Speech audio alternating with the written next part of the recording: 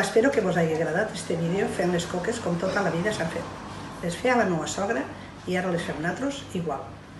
La bona verbena i espero que vos agradi.